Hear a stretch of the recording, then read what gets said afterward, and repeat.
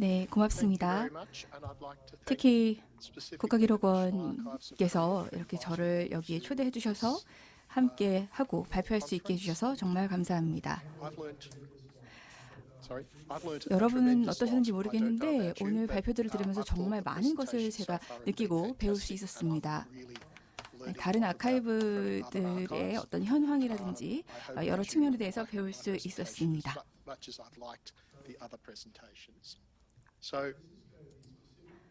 오늘 제 발표는 구체적으로 저희 빅토리아 주립 아카이브에서 하고 있는 일에 대해서 소개를 해드릴 건데요. 다른 나라와는 다르게 호주에는 국가 정부에서 중심적으로 이렇게 기록 보관에 대한 표준을 설정한다든지 관리하는 그런 시스템이 없습니다. 국가의 아카이브가 있긴 하지만 그저 국가 차원에서의 어떤 기록을 보존하기 위함이고요. 주정부 차원의 그런 기록 보관에 대해서는 전혀 관여하지 않습니다. 그래서 저희 호주 빅토리아 주립 아카이브에서는 빅토리아 주 기록 보관에 대한 표준을 설정하고 주정부의 아카이브 기록을 보관합니다. 그래서 호주에서는 아까도 말씀드렸다시피 주정부가 대부분의 내부 정부 기능을 다 수행하거든요. 경찰이나 보건, 교육 같은 것을요. 그리고 다른 아카이브처럼 두 단계를 거칩니다. 첫 번째는 주정부 기관을 위한 기록 표준을 설정하고요. 그래서 기록 관리를 어떻게 해야 할 것인지에 대한 표준을 설정하고 또 더 이상 정부에서 사용하지 않는 주정부 기록을 접수해서 보관하고 또 액세스를 제공합니다. 최근 저희가 저희 디지털 아카이브 시스템을 재구현했는데요. 그래서 2세대 디지털 아카이브 시스템이라고 할 수 있습니다. 첫 번째는 2005년에 저희가 구현을 했고 이 다이어그램을 다 설명해 드리지는 않을 겁니다. 왜냐하면 디지털 아카이브는 여기 보시면 이 부분입니다. 제가 손을 떨어서 죄송합니다. 나머지 부분은 아카이브 관리 시스템의 일부인데요. 그래서 모든 아카이브 기능을 수행을 합니다. 그리고 저희가 생각한 것 중에 지금 20년 동안 이걸 이제 실행을 해왔지 않습니까? 물리적 기록과 디지털 기록의 어떤 그 관리와 보존에 있어서 크게 차이가 다른 점이 없다는 것을 저희가 느꼈습니다. 그래서 이 다이어그램의 거의 모든 부분이 다 디지털 기록과 물리적 기록에 다 관여가 되는 것이고요. 사용자가 들어오게 되면 관심 있는 이 기록을 찾아보고 이게 물리적 기록인지 디지털 기록인지를 확인을 하고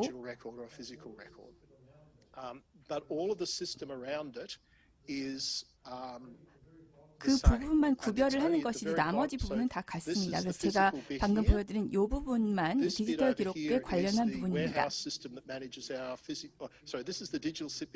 이 부분이 물리적 기록을 관리하는 부분이고 이 윗부분이 액세스를 제공하고 또 통제하는 부분이고요. 이 부분은 아카이브 관리 시스템입니다. 근데 여기에서는 제가 초점을 맞추고 싶은 부분이 한 시스템인데 기록입니다. 전체적인 시스템 다 설명을 드리려면 좀 복잡하겠죠. 오늘은 기록 보존 관련한 컨퍼런스이기 때문에 저희 디지털 기록 시스템의 하부 시스템을 좀 말씀을 드리려고 합니다.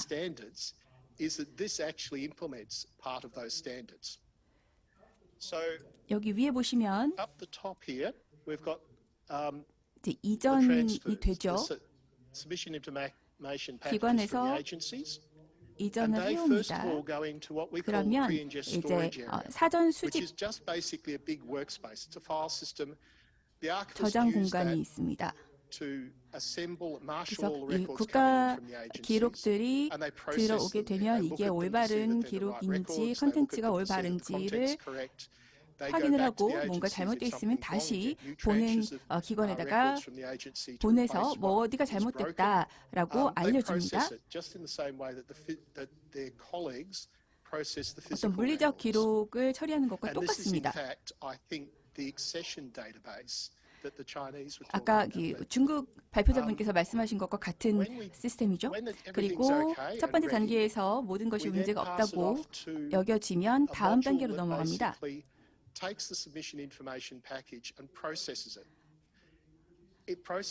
여기에서는 세 가지 아웃풋이 나오는데요. 이게 정말 문제가 없는지를 확인을 하고 그 단계가 마무리되면 이거를 디지털 아카이브로 보냅니다. 디지털 아카이브에서는 사용자들에게 액세스를 제공하지 않습니다. 그냥 이거는 저장하고 보존하는 시스템입니다.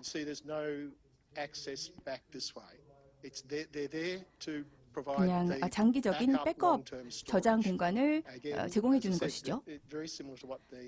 여기도 중국의 모델과 같습니다. 그 VPI를 통해서 처리를 하는데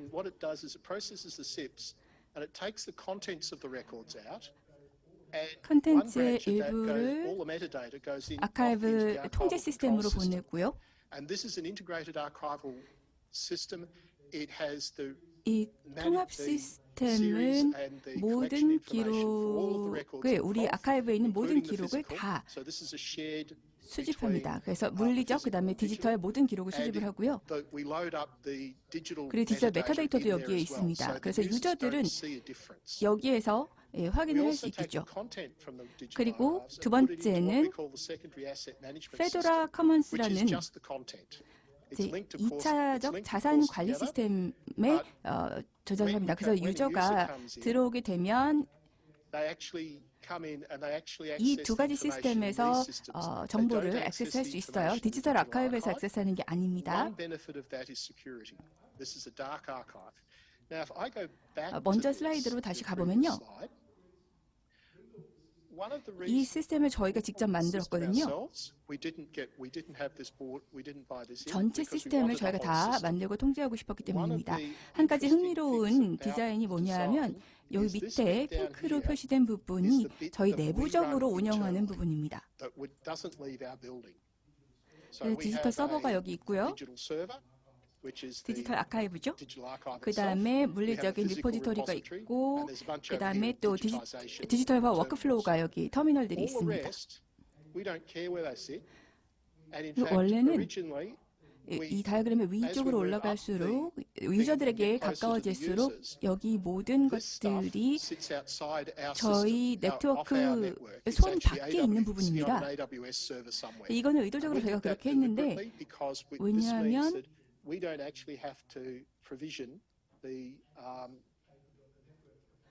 네트워크 역량 자체를 저희가 다 관리할 필요는 없기 때문입니다. 그래서 이 모든 부분은 저희 빅토리아 출입 아카이브 손 밖에서 유지 관리되고 있습니다. 또 한 가지 말씀드리고 싶은 부분은 예를 들어서 굉장히 작은 부분이잖아요. 나머지는 저희 나머지 시스템에 다 통합되어 있습니다.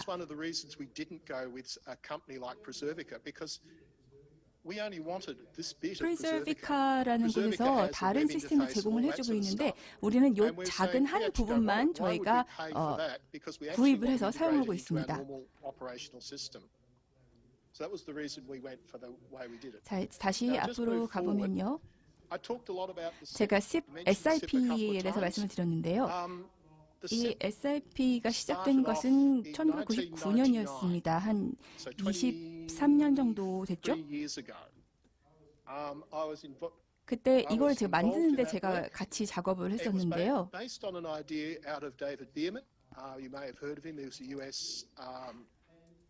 이 미국의 아카이브 이론학자랑 같이 이걸 개발을 했습니다. 그래서 이 모든 각기 다른 정보 개체를 하나로 통합하는 게 어떨까? 99년에만 해도 아카이브 시스템의 어떤 그런 장기 보존이라는 것은 굉장히 큰 과제였습니다. 그래서 메타데이터랑 컨텐츠를 하나로 갖고 오면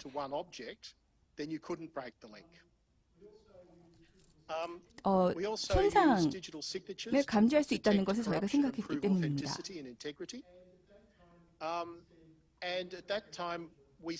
그래서 그때 저희는 어떤 형식에 대한 장기적인 액세스를 하기 위해서는 어떤 소수의 형식으로 마이그레이션을 해야 된다라고 저희가 판단을 했습니다.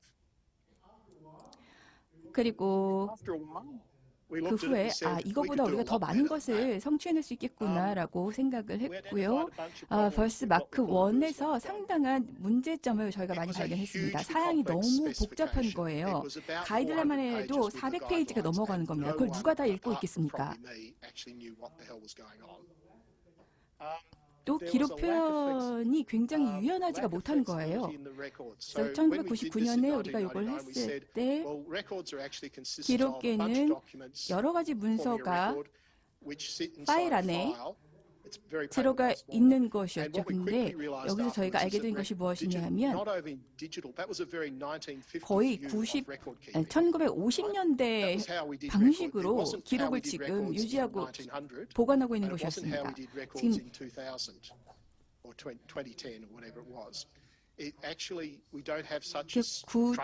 단일화된 구조적인 모델이 없었던 것이죠. 그리고 초대형 디지털 기록은 확장이 어려웠습니다.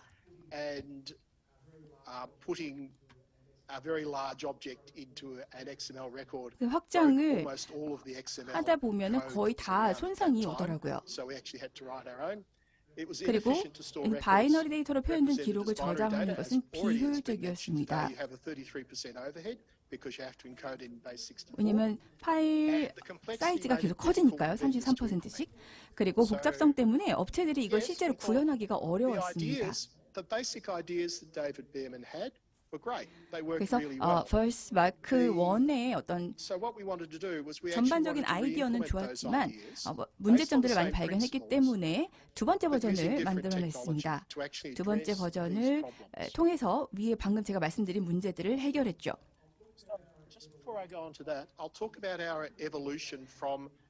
말씀드렸다시피 형식의 유형을 되게 적게 가져가자. 그리고 다른 형식들을 다 우리가 유지하는 그 형식으로 바꾸게 하자, 전환하자라는 것이 저희의 취지였는데요. 그래서 예를 들어서 PDF랑 JPEG 형식이었습니다. 그래서 항상 안정성 있는 형식이어야만 했었죠. 벌스 마크 1은. 물론 저희는 항상 이전의 원본 형식도 요구를 했는데 저희가 발견한 것이 뭐냐면 이 형식들이 예상했던 것만큼 그렇게 취약하지는 않았다는 것이었습니다. 그리고 이전하려면 다른 형식으로 변환하려면 비용은 많이 드는데 정보는 정보대로 손실이 되고 또 검증이 그러니까 어렵게 되는 것이었습니다.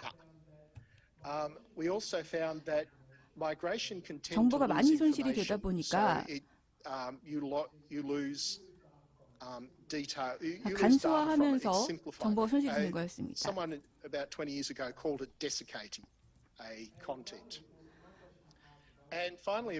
그리고 어떤 파일의 전환이나 이전이 방금 이전한 10,000개의 개체가 다 제대로 이전이 됐는지 검증할 방법이 없었던 것이었습니다. 이 두 개가 보시면 되게 장기 보존이 어려운 포맷인데요.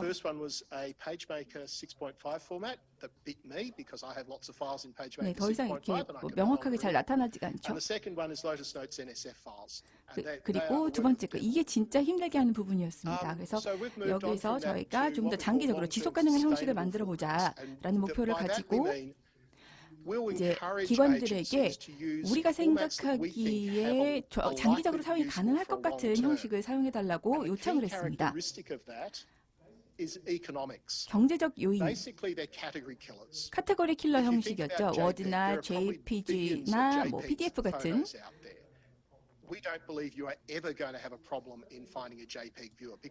이런 형식들은 너무나 많이 사람들이 사용하고 있기 때문에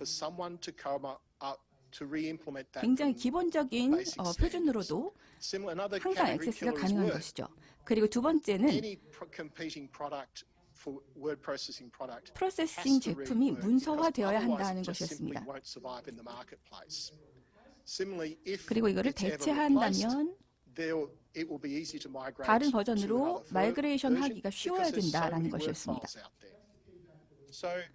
그래서 경제적 요인을 생각해야 되고 문서화된 형식이어야 된다. 예를 들어서 뭐 국제 표준 같은 경우 오픈 소스가 들어오는 어떤 코드가 있지 않습니까?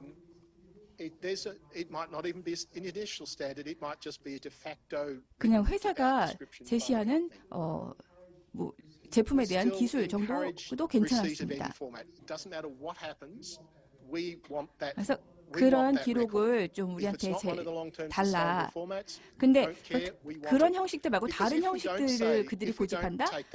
그러면 우리가 거절했느냐? 그렇지 않습니다. 그런 형식들도 우리가 받았습니다. 왜냐하면 우리가 아예 받지 않으면 장기 보존 자체가 불가능하잖아요. 어쨌든지 간에 아카이브에 보존을 하면 손실의 가능성은 있지만 안 그럴 수도 있지 않습니까? 그렇기 때문에 저희가 요청하는 형식이 아니라도 저희는 이제 다른 형식들도 수용을 했었습니다. 그래서 다시 앞으로 돌아가서 일단 인캡슐레이션, MXML 문서를 갖다가 인캡슐레이션을 하려고 했는데 크게 실패했었고요.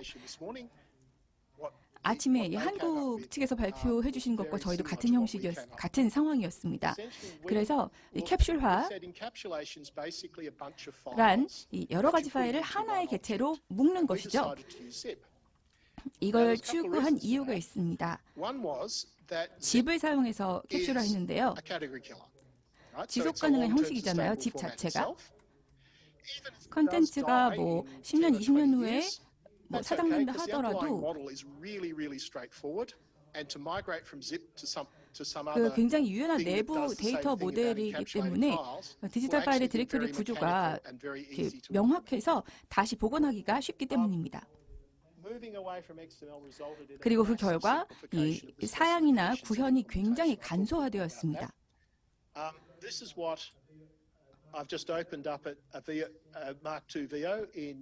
이게 표준 짚 리딩 프로그램인데요. 내부적으로는 이렇게 보입니다. 이 컨텐츠 파일이 기록의 그 어떤 부분에도 들어갈 수 있습니다. 거기는 어떤 구조도 없습니다. 이름도 마음대로 지으실 수 있고요.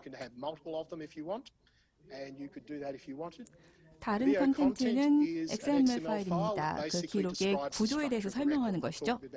그리고 여기 히스토리 파일은 XML 파일 기록에 지난 시간 동안 어떤 변화나 어떤 일이 있었는지, 그리고 시그니처 파일은 서명 파일은 컨텐츠 파일이랑 그다음에 히스토리 파일에 서명을 합니다.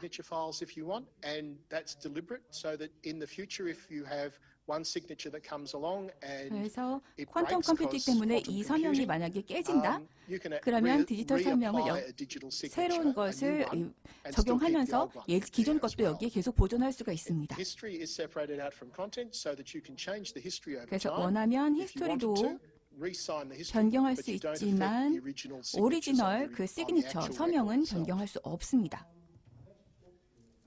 네, 이 부분 이미 말씀을 드렸기 때문에 넘어가도록 하겠습니다. 네, 그래서 이 구조를 지금 보시면 그 구조를 아실 수가 있는데요. 메타데이터를 설명을 하고 있습니다. 그리고 각 컨텐츠 파일의 관계를 이 디렉토리에서 보여주고 있습니다.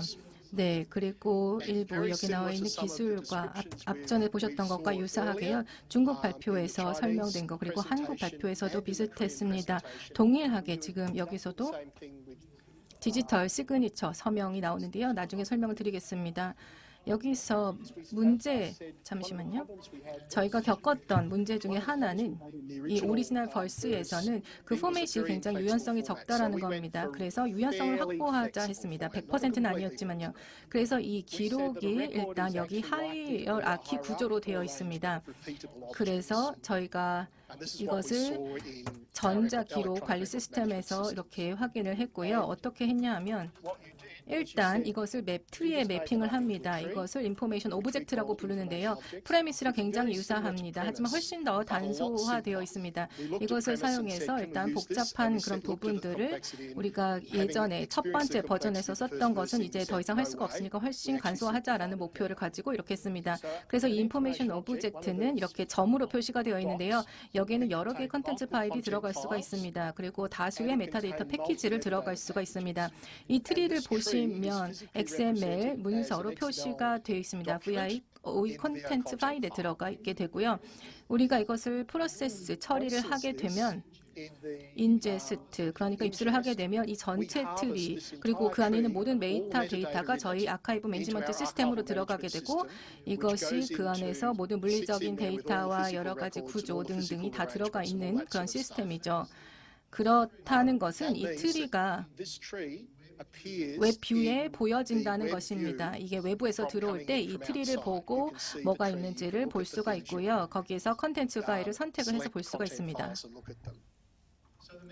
네, 그래서 메타데이터, 원래의 메타데이터는 저희가 이 복잡성의 요인 중에 하나였습니다. 막스 1번에서요. 왜냐하면 굉장히 비표준화되어 있고 유연성도 떨어지고 그렇기 때문에 저희가 깨달은 거는 그러면 우리가 이 각각의 정보 오브젝트를 가지고 메타데이터 패키지로 만들어서 이것을 물리적으로 분리한다는 것이죠. 각 패키지 간에 더 이상 물리적인 연계가 없이 동일한 메타데이터 멀티플한 여러 메타데이터 패키지지만 여기에서 여러 개의 그대로 가져가지만 이 패키지 형태가 조금 다른 것입니다. 여기에서 우리가 서로 연결하거나 조율하거나 아니면 이 각각의 어떤 갈등 관계를 우리가 해결하는 게 아니라 뭔가 새로운 형태의 패키지를 가지고 가서 이렇게 구성을 하는 것입니다. 현재로서는 일단 이 메타데이터백스 그 패키지가 XML로 되어 있고요. 그리고 가능하면 RDF로 만들고 싶은데요. 이것은 일단 아직은 문제가 있고 나중에 설명을 드리겠습니다. 일단 여기 표준화된 메타데이터 패키지가 있는데요. 오스트레일리아, 호주에 있습니다. 왜냐하면 저희가 이 패키지가 있는데요. 솔직히 말씀을 드리면 이것은 저희 호주의 정부에서 문서를 관리하는 이 메타데이터 표준이 있고요. 이것과 더불어서 새로운 또 이 표준으로 이제 발표된 것이 있습니다. 그래서 이것이 사람들이 많이 주로 이제 쓰게 되는 그런 문서인데요. 이것과 더불어서 AGLS가 있습니다. 네, 그래서 이것을 보면 굉장히 간단하게 된 형태고요. 이거는 모든 메타데이터와 관련된 내용들이 일단 전통적인 그런 문서 관리 시스템의 형태로 여기에 들어가 있습니다. 이 두 가지를 다 지원을 하고 있고요. 모든 인포메이션 객체는 이 둘 중에 하나를 따라야 합니다. 그렇게 하는 이유는 이 메타데이터 같은 경우에는 이 기관의 메타데이터 아니면 기관의 시스템에 있는 메타데이터랑 매핑이 돼서 저희의 아카이빙 관리 시스템에 들어가게 되기 때문입니다. 이 아카이빙 관리 같은 경우는 우리가 SIP를 만들 때 예를 들어서 내가 국립 아카이빙 표준을 쓰고 싶다. 거기에서 제목이 이거다. 그러면 내 시스템에서 제목이 이거가 되고 여기에서 메타데이터를 가져와서 여기다 연결하게 되고 그렇게 해서 하나로 통일된 메타데이터 모듈이 만들어지게 되는 것입니다.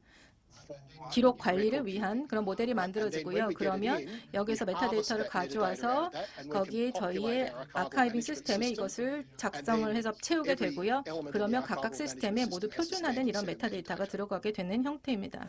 네, 그러면 아까 말씀드렸던 것처럼 하나가 있어야지 스탠다드 형태의 그런 게 있지만 그렇지 않은 비표준화된 그런 패키지가 생길 수가 있습니다. 저희가 확인을 하지 않아서가 아니라 이렇게 발생할 수가 있는데요. 여기 보이는 메타데이터를 보시면 제가 카메라 캡처를 해온 것입니다. 제 사진기로 이제 찍었을 때 이렇게 나오는데요.